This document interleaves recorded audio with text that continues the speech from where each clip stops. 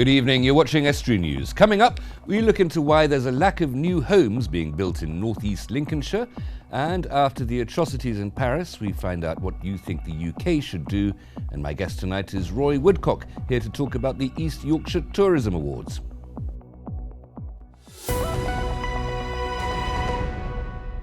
Welcome to Estuary News. I'm Hugh Richards. Time now for the news headlines.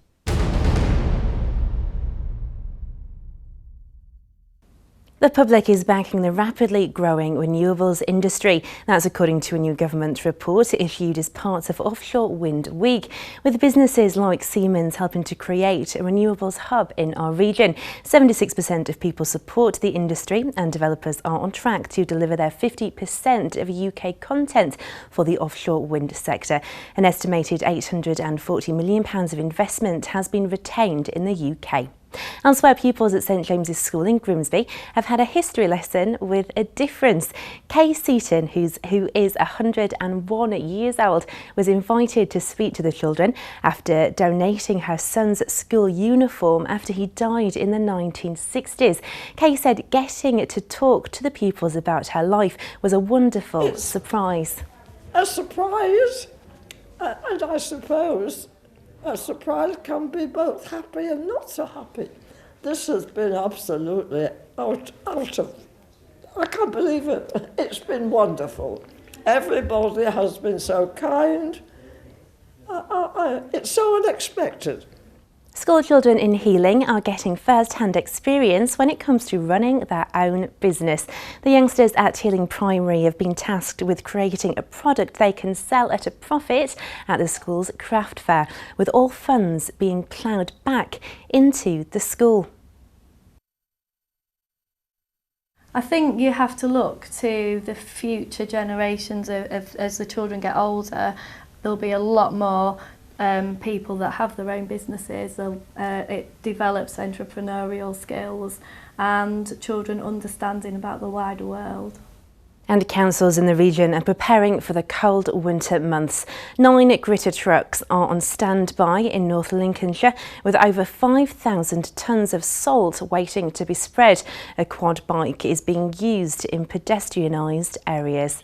Well, if you do have any stories for us, you can give us a ring on 01472 315561 or contact us on our Facebook or Twitter pages at Estuary TV or email news@estuary.tv. Until next time, goodbye.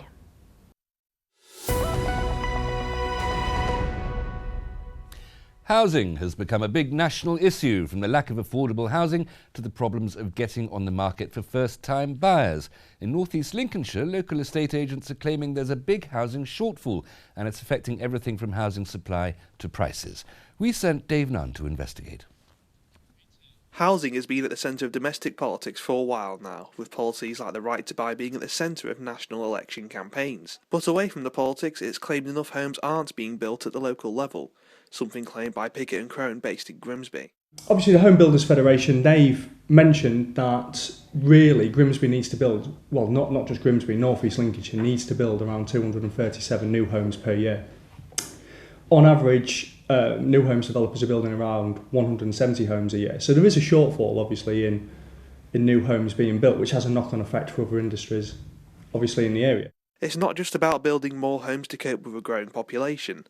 A lack of new homes makes them become like a commodity, raising prices further and locking people out of owning a house. One of the things you have, when there's not enough homes being built, it causes prices to rise because there's not enough for people to buy, there's less choice. I suppose it's like any commodity in the world. You go into a supermarket and you've got less choice. You know, if there's 5 brands of orange juice, you're going to go for the one that's on sale. You know, but if you go into and there's only one, the problem is you end up paying the going rate for it, really. So more homes need to be built to keep prices in check. I mean, we've certainly seen, Grimsby, prices have risen circa sort of 10% in the last sort of years, which makes it very, very difficult for sort of first-time buyers, you know, to get on the housing market if these homes aren't being built. David says it's hard to pin down why new homes aren't being built. However, new developments in more rural areas or villages in our region are met with a lot of competition and concerns from locals. Just a few weeks ago, a new 400 home planning application outside Grimsby's Toll Bar School was deferred for reasons that can be attributed to many other applications being cancelled. It's been agreed that the application will be deferred until we have assurances, first of all, that a major highways improvement scheme, which is going to be funded by the Lincolnshire Local Enterprise Partnership, is actually going to go ahead, and we probably won't know about that until the new year, and also until the committee is assured that there's been full consultation with all local residents and parish councils, and in particular with the nearby Waltham Toll Bar School, that all other traffic issues in the area will be properly addressed. David says that any new homes that may be built won't just bring benefits to the local housing market, but the wider regional economy as a whole. Yeah, I mean, it's always the same, isn't it? It's not in my backyard, but the amount it contributes to the local economy is amazing. You know, it's those 170 houses. You know, roughly every year that contributes 731 jobs. You know, to the economy. You know, that's a hell of a tax contribution. You know, they need to be built. You know, and it is a knock-on effect. You know, these homes, they sell, these taxes get paid, people come into the area. You know, it makes the town centre that little bit more vibrant, more shops open. Still to come tonight, after the atrocities in Paris, we find out what you think the UK should do, and we'll have all the latest in local sports.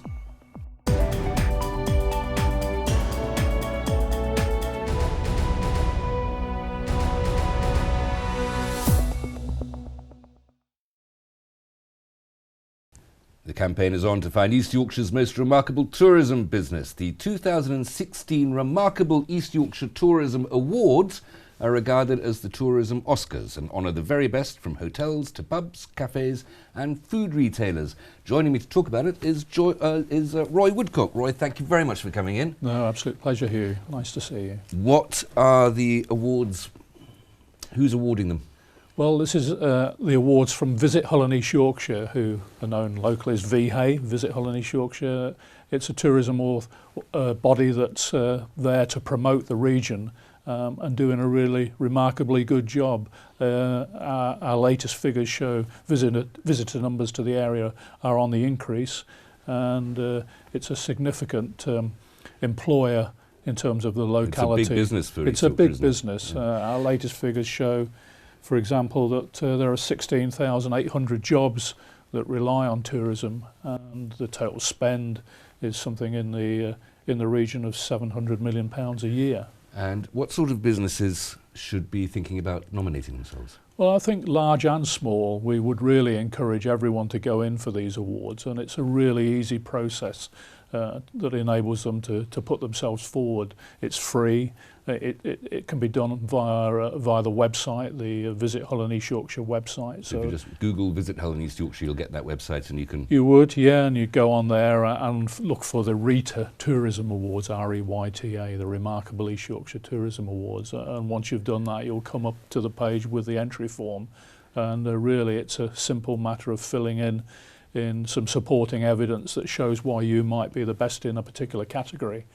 And as long as you've got that in by the closing date, which is January the 22nd next year, then you'll be in with a chance of winning come the awards next March. Got a couple of months to go. Yes. Now, these categories, you've got 14 categories. I won't read them all out, but fairly obvious things like hotels, bed and breakfast, self-catering. Yes.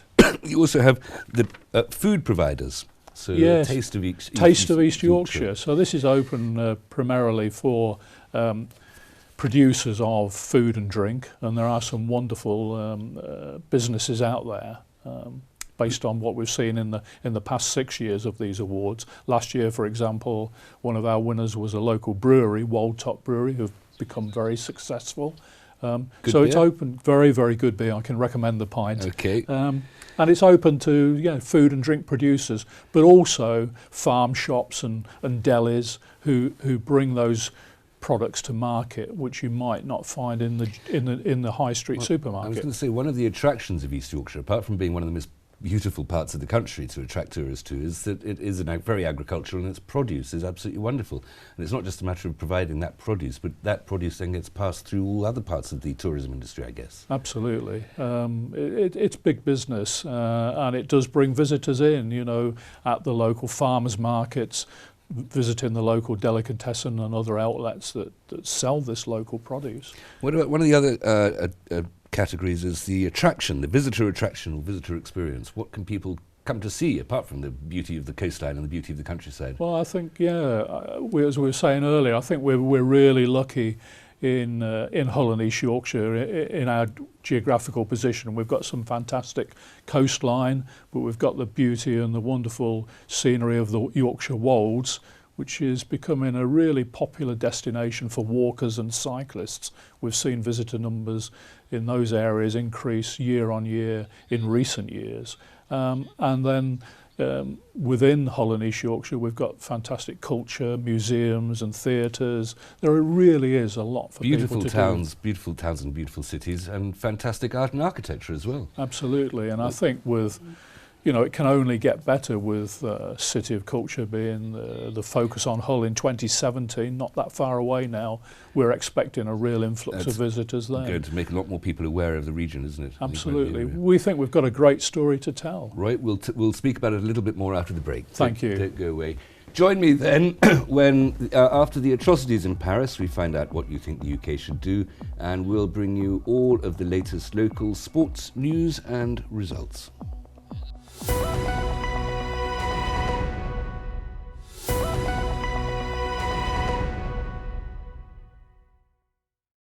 Welcome back. You're watching Estuary News. Still to come, we find out what you think the UK should do after the Paris atrocities, and we'll have the latest local sports news.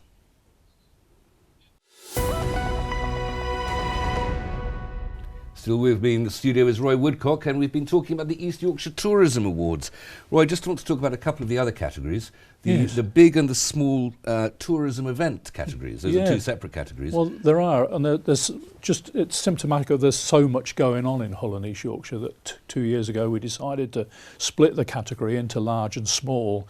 And the cut-off point really is 20,000 visitor numbers going to a particular event. I like the idea that 18,000 people is a small tourism event. Yeah, absolutely. But I think it was the case that the really big headline-grabbing events were the large events, and there was a feeling that some of the smaller events, which we're trying to encourage all the time to broaden the appeal, were perhaps feeling that they might lose out. So we decided to split the category. Last year, the Liberty Festival in Hull won the big event. The Freedom Festival, it did. And the small tourism was a festival based in Beverley, lovely town, and great for visitors in its own right. And there are lots of festivals going on within Beverley: literature, music, classical music, folk. There's a big folk festival there every year, but last year the Beverley Puppet Festival was the winner of the small tourism, and it was a fantastic event, great for families, obviously, young children. The smiles on the faces watching the street theatre from the puppeteers was fantastic. No strings attached, I guess. The awards are being judged. How? Who's going to actually decide who the winners are and who the nominees are? Yeah, it's a tough job, but somebody has to do it. So in a lot of cases, so restaurants, the best restaurant or best hotel, best pub, will be done by mystery shoppers. So literally, there are people who go out to the shortlisted finalists, and there'll probably be 5 or 6 in each category. So somebody choosing the best restaurant, for example, will have to go out and eat in all those 6 restaurants and come back. Tough job. Tough job. As I say, somebody has to do it. In some of the other categories, such as the events, where obviously you can't mystery shop something that's already taken place, the VHA, the tourism bodies shortlisting committee, and various experts sit on there, will be making their judgment based on the evidence that the people put forward in their application, in their nomination. So we want to hear about why their event is the best and the numbers it attracts and what's so special about it, and they'll be decided on those sort of criteria. And there's a big dinner, a big awards dinner in March, I think. In March, yes. This is at the Spa in Bridlington on March the 17th, Thursday, March the 17th. And last time we were there 2 years ago, it was a huge sellout with, I think, upwards of 450 people there. It's a fantastic affair with lots of good food from local suppliers and producers. Sounds wonderful. Entertainment that has a local theme to it, and it's a great event. Apart from a good nosh, what are the benefits for the nominees and the winners? What do they get out of it? Well, this is why I would encourage them to go in. I think everybody should go in for it. It is easy to do and free, as I said before. If you can get through to the final stages, if you're one of the finalists, we make short video films, for example, of all those who are in the final half dozen in each category. Yeah. Those films are then shown to the audience on the finals night. And of course can find a much wider audience as well. And it helps their marketing. Let's just remind ourselves the closing date for deadlines is January the 22nd? 22nd, yes. And what the website to go to? So we need to go to www.visithull-yorkshire.com/Rita, R-E-Y-T-A. Right, thank you so much. Sure, that will be a fantastic competition. Thank you very much. Thank you. After the atrocity in Paris last week, when 132 people were killed as a result of a terrorism attack on public buildings, the world has got behind the French. Security levels here are high and people are being asked to remain vigilant. We went on the streets of Grimsby to ask the public what they think the UK government should do in the wake of the attacks. To be fair, I think that we should be intervening because don't you think it was a bit convenient that it was done within Germany and France were playing football at the same time? So they're trying to sort of like say a statement of they're wanting a third world war. I think that we shouldn't, no knee-jerk reactions. I think we should just be calm, and I'm a great believer that violence doesn't beget violence, or shouldn't beget violence. So I think there are other ways that we need to deal with this situation rather than just aggressively going after ISIS or whatever they are. So I don't know, keep doing what they're doing. The security and that, the government's pretty much in charge of it, aren't they, you know? I don't know, getting on a whole debate about asylum seekers and everything, you know, that's the first thing that comes to anybody's mind, you know. Close the borders, basically, at this moment in time. Okay. And check all the documents and check who's actually coming in before anything else happens. That's the best way of saying it. We should have more stringent border checks, definitely. I think they're doing what's needed, really. What I've seen what the government's doing today is, preparing themselves for anything happening here. Well, I think they should tighten up security, and as I say, it's a bad thing, really, as I say, the Muslims are going to get a lot of bother, I would think, over it, and it's really a bad deal, I don't know what the answer is, but, if I did, I wouldn't be walking down here, Joining me now for the usual daily look at the news is Erica Barker. Erica. Hello, I'm going to start off then with Hull North MP Diana Johnson has questioned Home Secretary Theresa May over security at Hull Port in the wake of the Paris terrorist attacks. So speaking at the House of Commons on Monday, she questioned Miss May on the government's plans to review security at seaports across the country. And what are we going to see? How can you increase the security? It's almost impossible to imagine how much more security there could be at seaports and indeed airports. Well, I have no more details as yet over what was discussed in detail, but it does say within the Hull Daily Mail that she has had constituents speaking to her about their concerns, and she's raised them also to Theresa May. So we'll see what comes out of that. I think we're going to see a lot more care taken, aren't we? Yes, very scary as well. Hunt is on for a man who tried to snatch a 7-year-old boy outside a shop in West Hull. So this was at the junction of Delapole Avenue and Anlaby Road at about 1 p.m. yesterday when the man tried to grab this young boy's arm. Police are appealing for witnesses. Very serious, very scary. So if anyone does have any details, to contact Humberside Police. Apart from being a bit frightened, is the boy hurt? No. Good. No, so the boy's fine. Hull University is the first choice for city-born students. According to the Hull Daily Mail, they say that a lot of people are choosing to stay in Hull to study and not to move away to university, with a third of its full-time student intake coming from the area. So Hull is proving a popular choice for local learners. I would have thought half the point of going to university is to move away from home and get to the other end of the country. I went to Hull University. Did you? Well, it's a brilliant university, there's nothing wrong with that. But It is. Well, I did my undergrad at Hull and then I did my postgrad in London, so I did get away for a bit. But Hull University is a fantastic place, so I suppose there's no wonder why, people want to. I guess it's just cheaper to stay and live with mum and dad, isn't it? But it's not really the full undergraduate experience. I still spent a fortune, Hugh, and I lived with my mum and dad. Right, okay. I'm still suffering the consequences. A new posh Lidl in East Hull should open by the summer, creating 40 jobs. A Lidl. But this is a Lidl with a new concept. Do you know what that concept is? No. Well, it's modelled on more upmarket chains such as Waitrose to try to attract a more affluent clientele. Love it. So Lidl are after more of an affluent. Sounds fantastic. Lidl, the Fortnum and Mason range, Erica. Thank you very much. Thank you. Time now for the sport.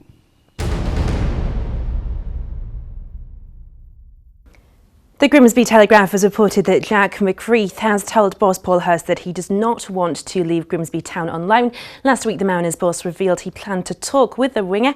Hurst suggested to the Telegraph that the 23-year-old could leave Blundell Park on loan. However, McCreath has insisted he wants to stay. Hull City under-21s picked up a hard-fought point from a goalless draw against Bolton Wanderers at Macron Stadium on Monday night. In the Professional Development League 2 clash, both sides had chances to claim all 3 points. And Shubha Akpom came off the bench to help England under-21s come from behind to beat Switzerland 3-1 in the UEFA European Under-21 Championship Group 9 qualifier at Brighton's Amex Stadium. Elsewhere, Hull FC head coach Lee Radford has told the team's official site he believes a new-found competition for places will breed a winning mentality in the 2016 season. The Black and Whites have added a number of prospects for next year, with the squad returning to training last week. Outside back pairing Carlos Tumavave and Mahoy Fanu will link up with the club for the 2016 season, with back rowers Frank Pritchard and Sika Manu also making the move to Hull from the NRL. And it's been reported in the Hull Daily Mail that Hull FC and Hull KR are considering an offer to attend pre-season training camps in Cyprus that could end with the pair meeting in a friendly game. The Mail understands the Cyprus Tourist Board would like them to play to advertise the sport. And that's the latest.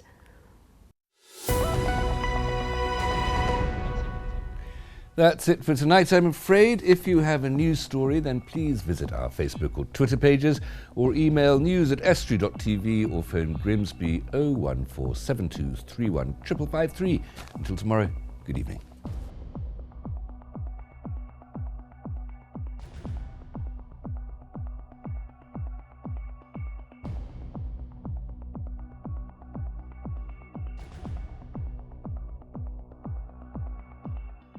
Estuary TV weather, sponsored by Rix Petroleum, your local family-owned heating oil supplier this winter.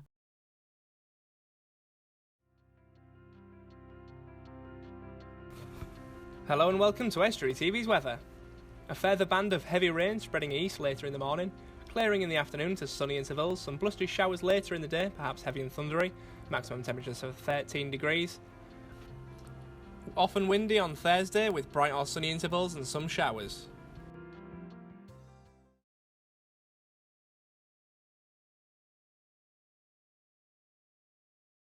Rix, servicing the region's oil boilers this winter from a name you can trust. Get in touch at rix.co.uk or call us on 01482 838383.